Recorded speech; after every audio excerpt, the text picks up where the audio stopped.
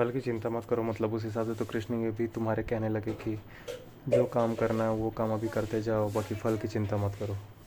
पूरा बात जो समझाता नहीं है वही कृष्ण का सबसे ज़्यादा बदनामी कर रहा है। इस चीज़ से बचने का सबसे ज़्यादा ज़रूरत है।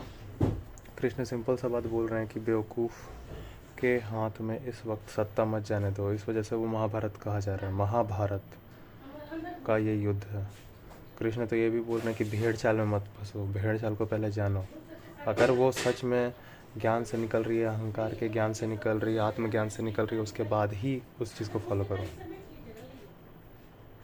और आप बोल दे रहा है यहाँ पे एक कोचिंग इंडस्ट्री के लिए बनने वाला पूरा सीरीज़ जो कोचिंग इंडस्ट्री को खाली प्रमोट करने के लिए बनाया गया, वो वाली सीरीज़ के अंदर एक टीचर बता रहा है बड़ा अच्छे से कि वो कृष्ण बोल रहे हैं कि फल हमारे हाथ में नहीं है। फल हमारे हाथ में नहीं है तो कृष्ण वो भी बोल रहे हैं कि इस वक्त बेवकूफ़ी का काम छोड़ो। वो बेवकूफ़ी के साथ भी नहीं है, वो आत्मज्ञान के साथ है। वो आत्मज्ञान से निकला हुआ कर्म को ही निष्काम कर्म बोलते हैं। कर्म किए जाओ, फल हमारे हाथ में नहीं है, कर्म किए जाओ। लेकिन वो ये भी बोल रहे हैं कौन सा। और अगर भीड़ चाल में चलना है ना, भीड़ के साथ ही ज़्यादा रहना है, तो अर्जुन को अकेले खड़ा नहीं कर देते, 5 पांडव को अकेले। पांडव का तो ग्रुप छोटा ही है, कौरव के खिलाफ है।